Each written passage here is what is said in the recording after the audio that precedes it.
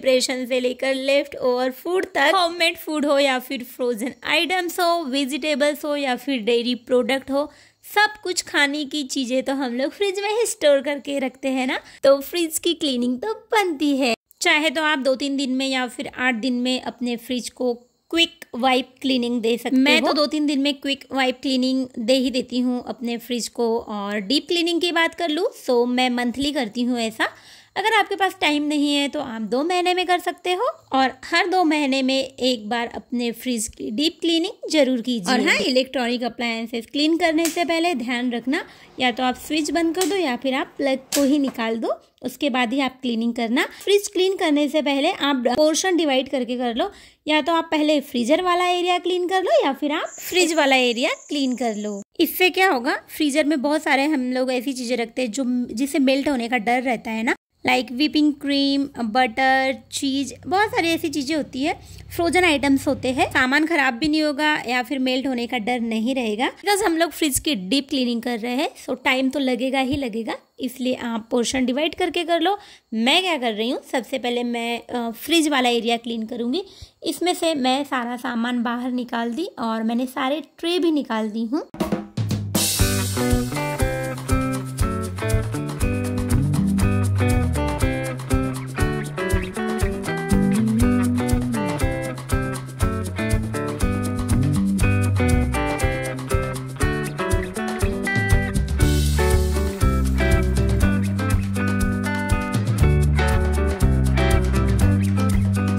मैंने निकाल दी हूँ। अब इसको हम लोग क्लीन कर लेंगे। जो मेरे फ्रिज के अंदर ट्रे है वो है ग्लास की, सो इसको मैं क्लीन करूँगी। थोड़ा सा लूँगी मैं विम लिक्विड, या तो आप कॉलिन भी यूज कर सकते हो, बट मुझे विम लिक्विड ज़्यादा अच्छा लगता है। हमेशा मैं इसी से ही क्लीन करती हूँ।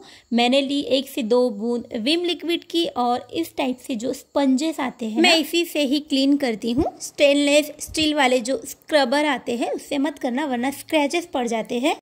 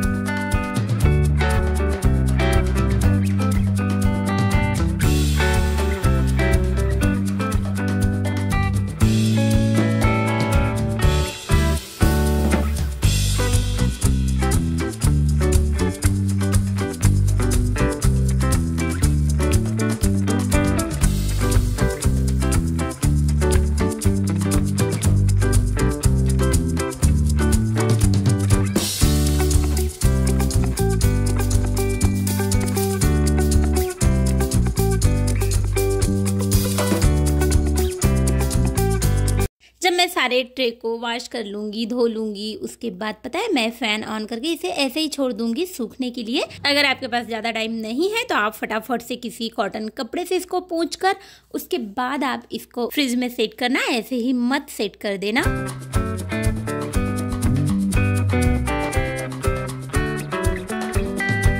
अब जब तक ये ट्रे सूखेंगे तब तक मैं क्या करूँगी, फ्रिज के अंदर वाला जो एरिया है ना उसे क्लीन कर लूँगी। चाहे तो आप इसे कॉलिन से भी क्लीन कर सकते हो, चाहे तो आप पानी में थोड़ा सा लेमन, बेकिंग सोडा या फिर सॉल्ट ऐड करके भी क्लीन कर सकते हो। इससे क्या होगा, फ्रिज में जो थोड़ी गंदी सी स्मेल आती है ना वो भी गायब होगी, और थोड़े थोड़े से जो दाग धब्बे होते हैं वो भी गायब होंगे इससे।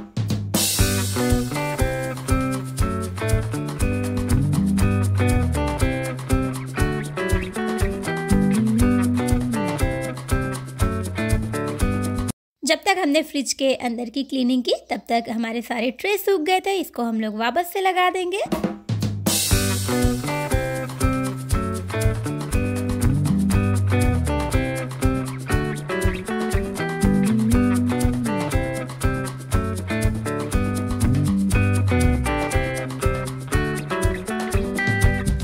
यहाँ तक की तो क्लीनिंग डन। अब इसके बाद पता है मैं क्या करती हूँ, मैंने ऑनलाइन इस टाइप से शीट्स मैट्स आते हैं, इसे परचेस की थी।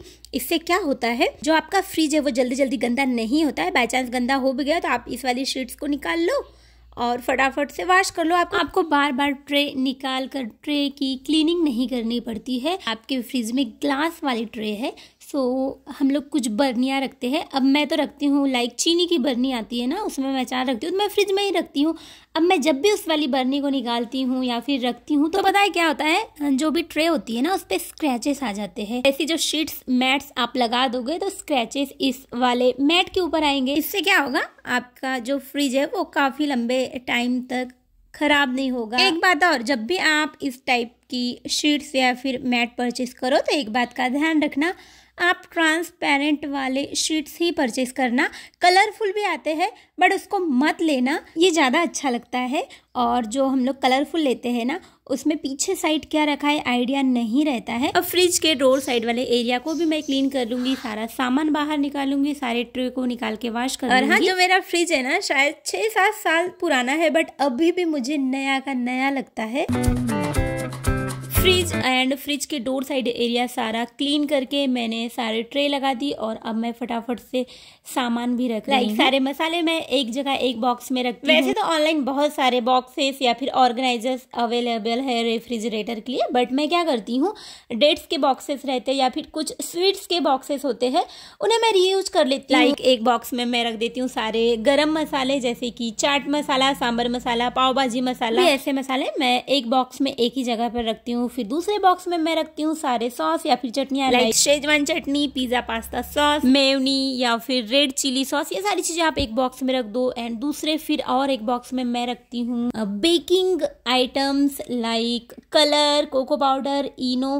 तो पता है इससे इजी हो जाता है, आइडिया लग जाता है कहाँ क्या है। और जैसे कि मेरे पास पता है पाउचेस में भी है कुछ सॉस एंड चटनियाँ, और कुछ बॉटल्स में जो छोटी छोटी सी बॉटल्स में चटनियाँ सॉस होती है उसे मैं डोर साइड वाले एरिया में रखती हूँ। मैं सारे वेजिटेबल्स फ्रूट भी फ्रिज के अंदर रखने वाली हूँ, बट इससे पहले मैं कोशिश करती हूँ अपने जो भी सारे वेजिटेबल्स हैं उनको अच्छे से मैं वॉश कर लूँ। वॉश करने के बाद आप सीधे मत रख देना फ्रिज में, वरना जो वेजिटेबल्स होते हैं ना वो ख़राब होने का भी डर रहता है।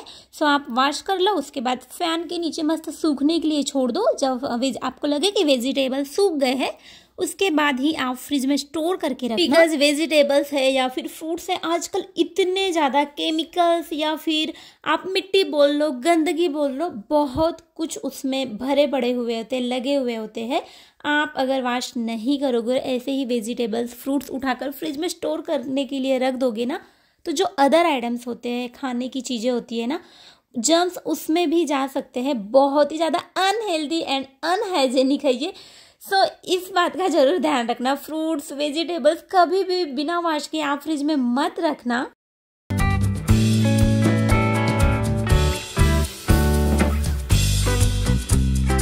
यहाँ तक तो मैंने सामान रख दी हूँ और फ्रीजर के जस्ट नीचे वाला जो एरिया होता है वहाँ मैं रखती हूँ dairy product like milk, buttermilk, curd, ऐसी सारी चीज़ें मैं वहीं रखती हूँ।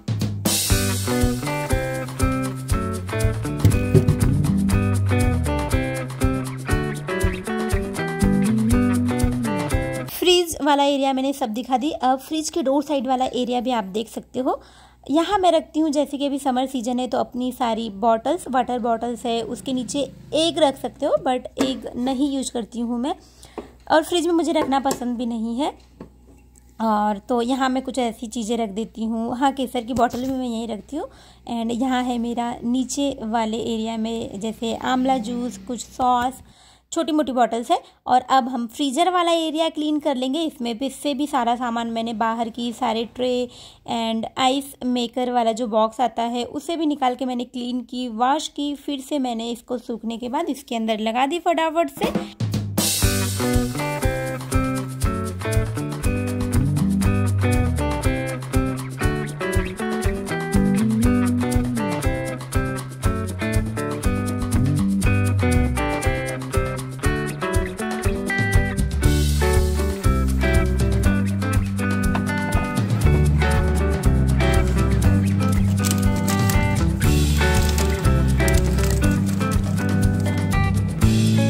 ऑलमोस्ट फ्रिज मैंने क्लीन कर दी एंड सारा सामान भी रख दी, बट मैंने फ्रिज को बाहर साइड भी क्लीन करी थी, मैं आपको दिखाना ही भूल गई थी। और बाहर साइड तो मैं कॉलिन से ही क्लीन करती हूँ, मुझे बेस्ट लगता है। जितने भी दाग धब्बे रहते हैं ना सब आसानी से निकल जाते हैं।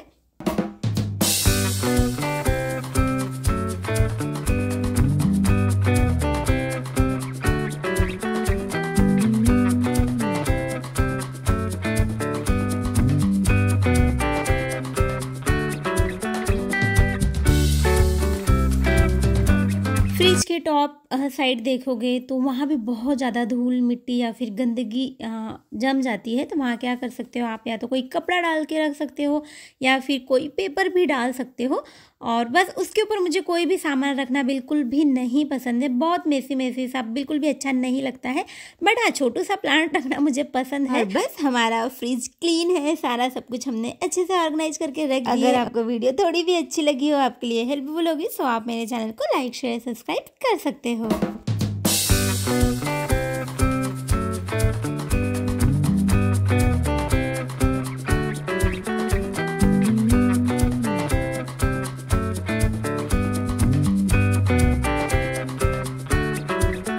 मैंने सोची लगे हाथ में मिक्सी को भी अच्छे से क्लीन कर लेती हूँ। वैसे तो मैं रोज़ यूज करती हूँ, तो रोज़ क्लीन कर ही लेती हूँ ऐसे नॉर्मली, बट डीप क्लीनिंग नहीं करती हूँ। बट आज मैंने अच्छे से क्लीन की।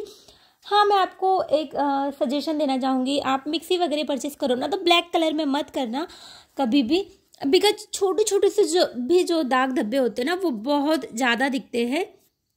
तो ये वाली गलती कभी भी मत करना। यहाँ मैंने मिक्सी भी क्लीन कर ली, उसके बाद मैंने इंडक्शन भी क्लीन कर ली थी यहाँ। और बस इस वाले वीडियो को हम यही एंड करते हैं। मिलती हूँ मैं आपसे एक नए वीडियो में, तब तक के लिए bye bye. Like share subscribe कर देना।